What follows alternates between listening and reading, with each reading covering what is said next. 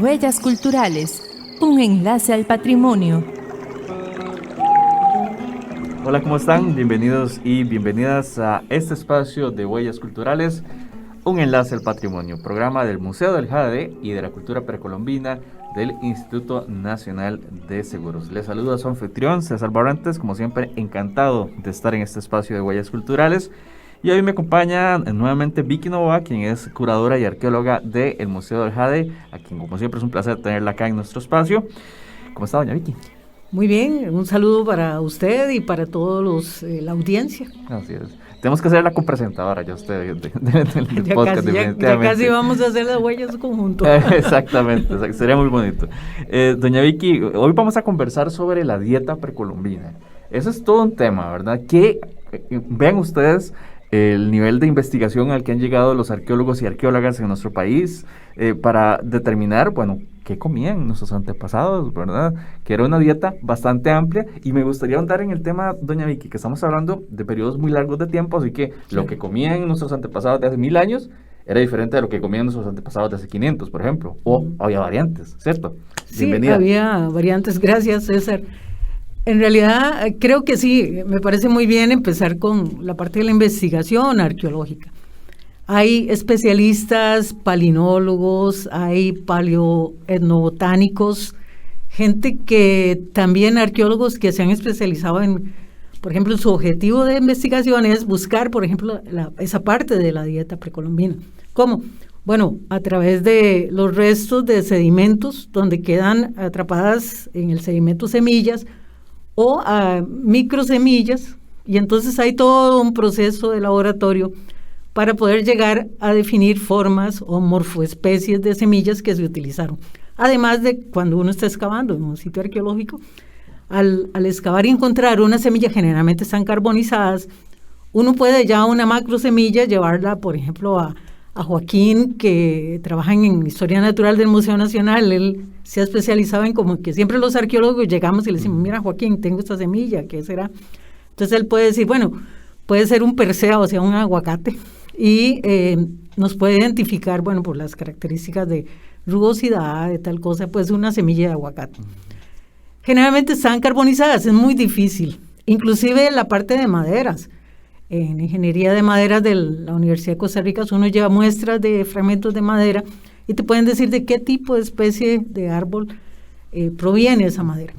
Además de que nos sirve para documentar el carbono 14. Entonces, sí, hay todo un tema de paleoetnobotánica que funciona en esto. Inclusive cuando quedan restos en los fragmentos quemados de una ollita, o un fragmento, hay una base quemada, hay también gente que puede raspar esto y puede decir, bueno, ahí se cocinó pescado, o tal vez maíz se quemó. Entonces hay todo un proceso de botánica que podemos analizar. Bueno, y es que usted se me adelantó a esa pregunta que yo le iba a hacer, porque cuando hablamos de lo que vestían, pues hemos encontrado tejidos. Cuando hablamos de las herramientas que usábamos, hemos encontrado herramientas de jade, de diferentes tipos de piedra volcánica, pero mucha gente podría preguntarse, ¿cómo hacen para saber lo que se comieron hace 1000 años? Es impresionante. Bueno, usted ya lo explicaba también, que claro, algunos restos, pero sí hay una forma muy científica, ya establecida, sí, para saber qué comieron, al punto que sabemos lo que consumían. Claro, y eso es un tema apasionante, y los arqueólogos actualmente, creo que ya no hay ningún arqueólogo que no deje de recolectar alguna muestra de sedimento para llevarlo a ese proceso. Inclusive en los mismos objetos de piedra, cuando se muelen, quedan algunos fitolitos, algunos impregnados ahí en los poros, y eso se analiza y podemos ver si es alguna parte de restos de yuca que se maceró ahí, o de maíz, o algún otro material o alimento. Entonces todo eso es importante porque integra al poder hablar de la dieta que tenían los precolombinos, además de los objetos de las pinturas donde se representan matas, plantas de maíz, van animales llevando mazorcas. Hay también una iconografía que se relaciona con esos vegetales. Entonces eso es importante. Como dice el dicho, somos lo que comemos. Somos lo que comemos. Estamos en Huellas Culturales, hablamos con Vicky Novoa de la dieta precolombina. Con esta frase vamos a escuchar la agenda del Museo del Jade para esta semana y regresamos con más aquí en Huellas Culturales. Huellas culturales. El Museo del Jade y de la Cultura Precolombina del Instituto Nacional de Seguros tiene el agrado de invitarle a su ciclo de conferencias virtuales, todos los miércoles a las 3 de la tarde. También le recordamos que puede visitar nuestras exposiciones permanentes y temporales de lunes a domingo de 8 de la mañana a 5 de la tarde. Todos los domingos, las entradas son 2x1 para nacionales. Para más información, le invitamos a visitar nuestras redes sociales. Facebook, Museo del Jade. Instagram, Museo del Jade CR. Twitter, @Museo del Jade CR. YouTube, Museo Jade. Gracias por continuar con nosotros. Estamos en Huellas Culturales. Conversamos con Vicky Novoa, arqueóloga y curadora del Museo del Jade y de la Cultura Precolombina. Y estamos conversando sobre la dieta precolombina. Somos lo que comemos. Y de acuerdo a lo que ustedes han investigado y otras muchísimas personas especializadas en este tema, ¿qué nos puede decir la dieta de nuestros antepasados sobre ellos? Como mencionabas, hay largos periodos de ocupación en el territorio. Un territorio de una gran diversidad de ecosistemas que fue conocida por la gente precolombina. Y bueno, así como hablábamos de que las erupciones volcánicas fertilizan los suelos y dan esto, todo eso se conoció por parte de la gente precolombina. Para iniciar, los cazadores-recolectores, se habla de recolectores de frutos. Ellos fueron adaptando el ambiente, recolectando frutos, llevando semillas, trasladando. Esa observación y que si yo caí una semilla y empezaba a crecer una planta, fue dando esa prueba y error de domesticación de plantas. Y suena interesante decir domesticación porque en realidad si yo llevo una semilla, bueno, cuando yo voy a otro campamento me llevo esa semilla y la planto por ahí, empiezo a domesticar, a adaptar el medio a mi favor. Uh-huh. Eso es parte de la domesticación, es la adaptación que el hombre hace de lo que está en su entorno, y ese conocimiento del entorno tuvo mucho que ver con la agricultura. Uh-huh. Las sociedades agrícolas incipientes, en Costa Rica tal vez estamos hablando de 3.000 años atrás, que aparecen ya restos de arcillas, de vasijas, que usaron para contener granos o algún tipo de almacenar. Uh-huh. Entonces eso ya nos está dando una pista de que hay inicios de estas sociedades agrícolas. Uh-huh. Poco a poco la prueba y error fue continua, inclusive con los grupos y la organización social fueron adaptándose, así como se hicieron los campamentos iniciales de cazadores-recolectores, así fueron ya cambiando a grupos aldeanos que modificaron el medio y utilizaron esos suelos, esos entornos para sembrar, inclusive primero fueron vegecultores. ¿Qué significa eso? Bueno, cultivadores de esquejes, de yuca, camote, plantas como los ayotes. Uh-huh. Entonces, esto le ayudó mucho a ir adaptándose y también adaptar los utensilios que necesitaba para procesar esos alimentos. Luego ya en sociedades más tardías y conociendo el antecedente del maíz, digamos a nivel mesoamericano, inicia los cultivos de maíz, que es muy importante para Mesoamérica. Aquí también empezamos también en sociedades más tardías, como 800 después de Cristo, ya a cultivar el maíz entonces somos semicultores. Uh-huh. Pasamos a ese proceso de semicultores, maíz, granos de maíz y los frijoles. Y este proceso entonces nos llevó a la parte tardía con ya mayor cantidad con conocimiento de todos los suelos y todo eso, más auge en la producción con mucho de la experiencia que venía de todo Mesoamérica, claro. se permeó también a los sí, de Mesoamérica, digamos que en el caso del maíz, porque aquí más frijoles y lo que son tubérculos era el auge.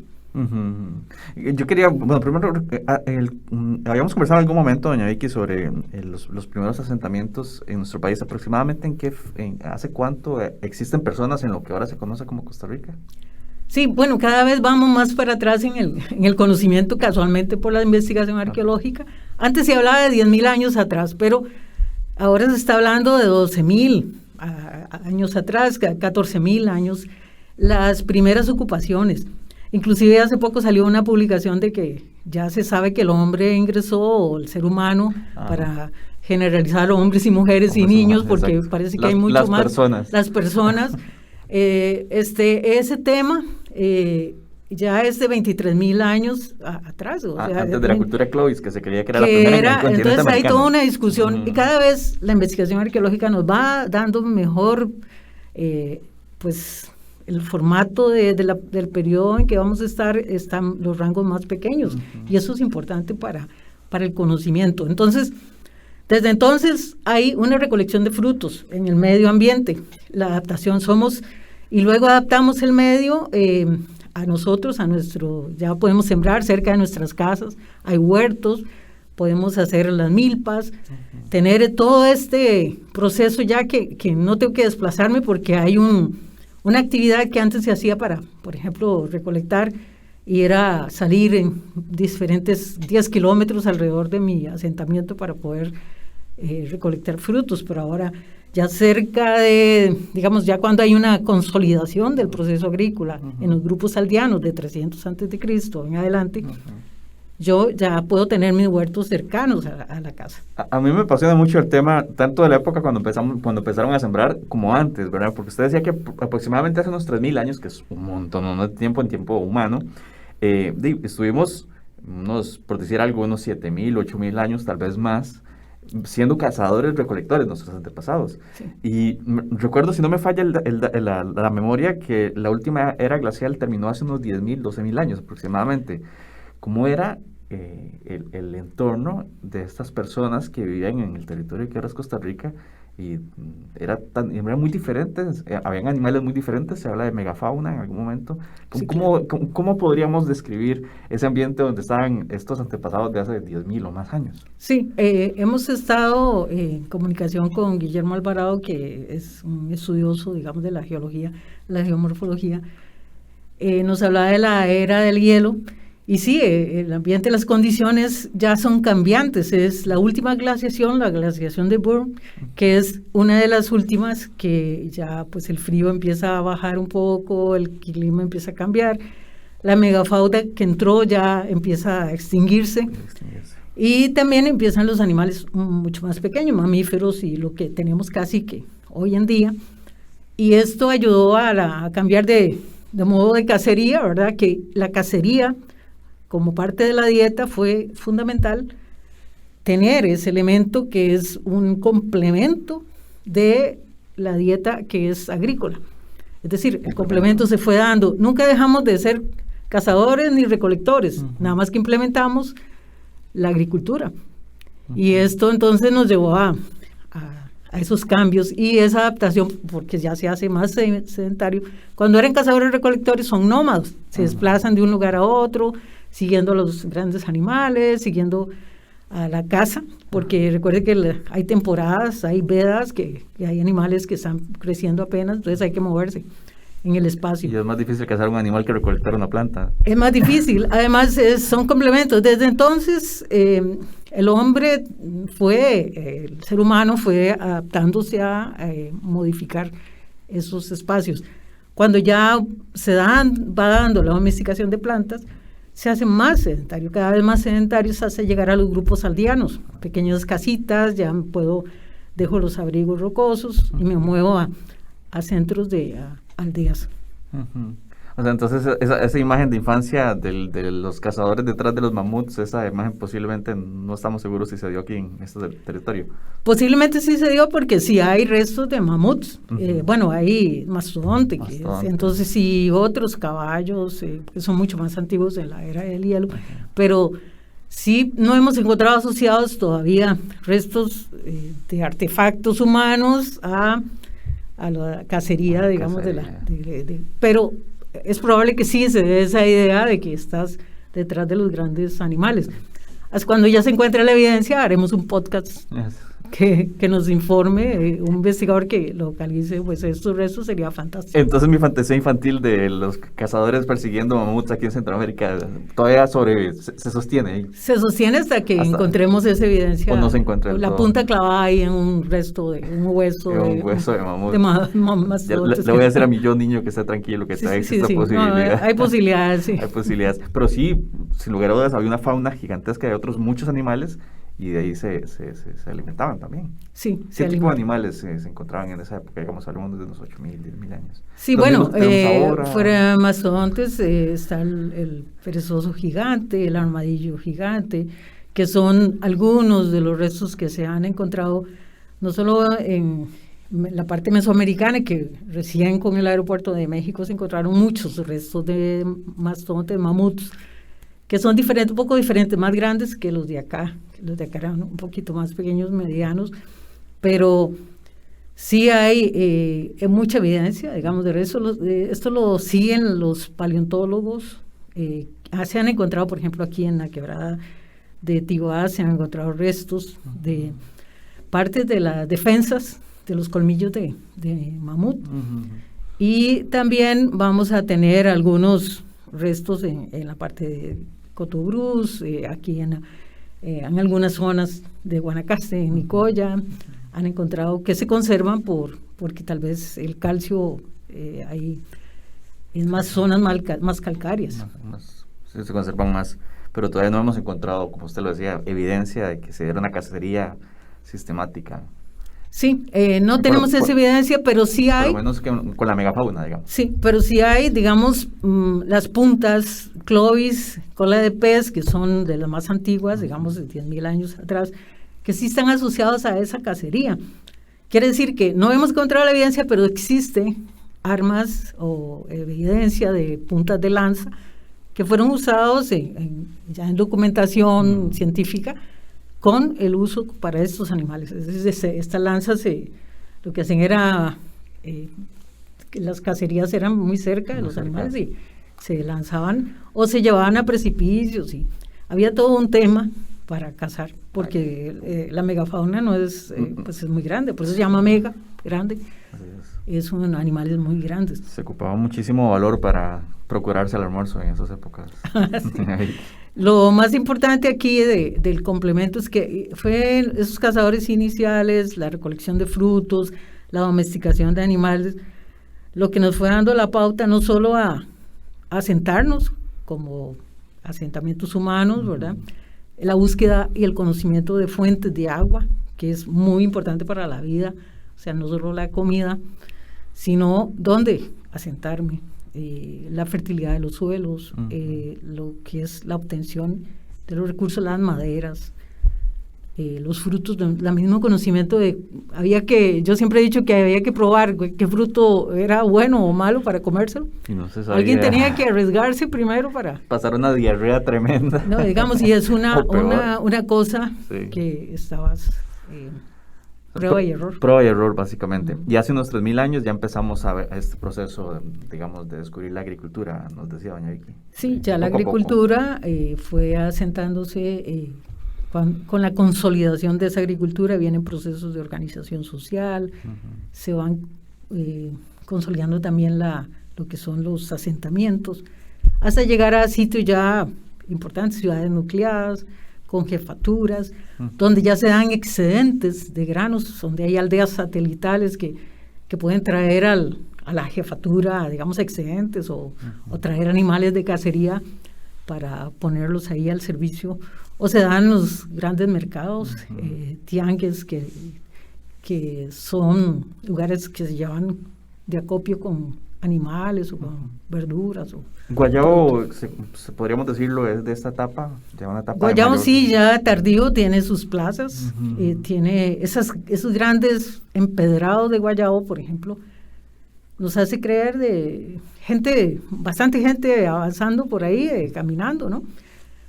Esto también, los acueductos de Guayabo que funcionan, es decir, el agua, ya no tengo que ir a traer el agua ya largo, sino que el agua viene a mí. ¿Por qué? Por un medio de ese sistema hidráulico que todavía está funcionando.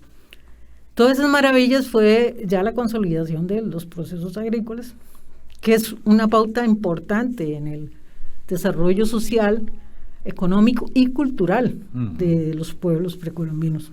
Esa sedentarización permitió la existencia del comercio y de un montón de cosas más. De muchas cosas. Entre otras, creo que lo importante es también los objetos y esos símbolos de poder que surgieron, ¿verdad? Como el jade, como el oro. También lo más importante, también los implementos de labranza, las formas, las prácticas culturales para sembrar, que es diferente. O sea, yo también conozco un poco de la parte calendárica, astronómica, de cuándo tengo que sembrar, a dónde tengo que sembrar, dónde tengo que poner tales plantas y qué esquejes me van a dar. Lo que hace un agricultor actualmente, que saben mucho de las estaciones. Todo el respeto que uno tiene a un agricultor es porque qué maravilloso, cómo hacen que surja todo un maizal, por ejemplo. Claro, y tienen un conocimiento que se traslada de generación en generación. Sí, las prácticas usando, por ejemplo, el palo espeque o el palo plantador o coa, como le llaman, que son unas variantes. En toda América se usa, pero en Costa Rica era un simple palo, ¿verdad? Que tenía una punta fina, aguda, y con eso se daba un golpe en el piso, en el suelo, y vas poniendo la semillita. Y así vas sembrando. Eso es una práctica cultural que todavía, si vas a los campos de Costa Rica, existe, se da. Es tan exitosa que no hizo falta cambiarla. Sí, bueno, viene la revolución verde y la revolución que por supuesto necesita más producción, pero la producción más de huerto y la producción más de campesino rural es esa de que puedo plantear una hilera usando un palo coa, un palo plantador. Bueno, hace unos días la ONU hizo un llamado a los gobiernos del mundo a invertir más en este tipo de agricultura porque es más sostenible, de los pequeños y medianos productores. Así que. Sí, yo creo que esto nos lleva a lo del cambio climático y cómo, si volvemos a las prácticas culturales, digamos ancestrales, yo creo que sí nos podemos adaptar fácilmente a ese cambio climático. Menos producción de humo, tal vez, aparte de todo esto que estamos hablando ahora de la descarbonización, y el tema es muy valioso volver a la práctica. Inclusive los pueblos indígenas son vigilantes, yo siempre he dicho vigilantes de los territorios, de esos ecosistemas. Y así como, por ejemplo, es muy importante la práctica, cómo se practicaba, digamos. No era que botabas todo el bosque para poder plantar, sino que muchas veces es tumba, roza y quema, y ahí sembrabas, dejabas el barbecho, que es varios años, depende del tiempo, ciclo de regeneración, cogías otro tramo del bosque, otra vez, y volvés a plantar, o el frijol volado que tiras, cortas la maleza, pero tiras el frijol, y ahí sale el frijol. Sí, sale el frijol. Es increíble el complemento. Los ayotes, usted me decía cuál es la evidencia también. La evidencia es que aquí se representaron muchos frutos, muchos vegetales, muy pocas flores, pero muchos vegetales de lo que se comía, por ejemplo, ayotes, lo que son las jícaras son muy representadas, el cacao, que es otro tema, otra vez, tal vez podemos ver más adelante, ¿verdad? El cacao es muy importante y es representado en sonajeros. Entonces, toda esa parte sí es representada. Y llama mucho la atención porque, inclusive eso que le decía a algunos animales llevando mazorcas o con formas de cacao. Ya estamos hablando de una etapa más temprana o más cercana. Ya, más bien más cercana, sí, como de 1000 después de Cristo. Ya manejaban varias técnicas de agricultura. Sí, hay ya una consolidación porque ya son las plantas que están usando frecuentemente en su vida cotidiana. Hablamos de yuca, ñame, maíz, por ahí dijo, creo. Sí, camote, lo que aguacate. El aguacate fue una fruta muy especial para ellos. Lo que son los frutos de palmas, digamos el coyolillo, la palma fue también fundamental, el pejibaye. Por supuesto, el pejibaye, muy importante. El maíz. La dieta del maíz, sí, y la dieta con frijoles. El complemento. Hay otra parte de la dieta que también es muy, muy importante, que es los frutos del mar o de los ríos, la pesca, la obtención de recursos de bivalvos, conchas, la proteína que está en los recursos marinos de obtención en la costa, por supuesto, y en los ríos. Podía ser que moluscos iban de la costa a tierra adentro por medio de los ríos navegables. Se han encontrado restos de pescado, tal vez en algunos sitios de tierra adentro, y algunos coyolillos y algún tipo de palma que también podemos encontrar en la costa. El asunto con esto, doña Vicky, es que supieron aprovechar muy bien el entorno para alimentarse. El entorno es fundamental para la vida. Para la vida es un hecho. Así es. Fundamental. Así es. El maíz, decía, bueno, es herencia mesoamericana y del sur. ¿Qué planta o qué alimento puede ser representativo? Sí, el maíz, hay todo un tema, digamos, el maíz surge del teosinte en Mesoamérica, que es una planta silvestre, y ahí se genera todo, y el maíz es muy importante en la dieta mesoamericana, fundamental, las tortillas. En el caso de Sudamérica, mucho lo que son las yucas amargas, las yucas, para hacer el casabe, que son tortillas. La yuca amarga es venenosa si usted no sabe cocinarla bien. Entonces, eso se rallaba con inserciones de microlitos o de sílices, de pequeños microcristales, y eso le quitabas el amargo y hacías una tortilla, el famoso casabe, entonces en unos platos planos, y eso se ve mucho en las crónicas españolas, se dibuja gente haciendo la gran tortilla, y la molienda y todo esto son procesos adicionales que tenían que estarse desarrollando como parte de esa dieta, porque la comida no se consumía sin cocinar, ¿verdad? Totalmente. Y bueno, ya me dio hambre. Y algunas de las cosas sobreviven todavía en esta época. Digo, seguimos amando las tortillas de maíz. En realidad es la tradición del alimento de América. De América la base es prehispánica, precolombina. Es realmente muy bonito recordar eso y cómo el pasado nos sigue influenciando de muchas maneras, en este caso de maneras muy deliciosas también. Se nos acaba el tiempo, doña Vicky Nova, muchísimas gracias como siempre. Con mucho gusto, César. Entonces, pues ya con toda esta dieta creo que sí hay que ir a buscar algo, una tortilla de maíz. Una tortilla de maíz. Recuerde que de esta conversación usted la puede ver en imágenes y muy bonitas en el Museo del Jade. Para comprar las entradas, museodeljade.ins/en-el-medio cr.com. Vaya al museo y pues ahonde más sobre la dieta precolombina. Muchísimas gracias por estar con nosotros. Hasta acá, Huellas Culturales. Hasta aquí, Huellas Culturales, un enlace al patrimonio.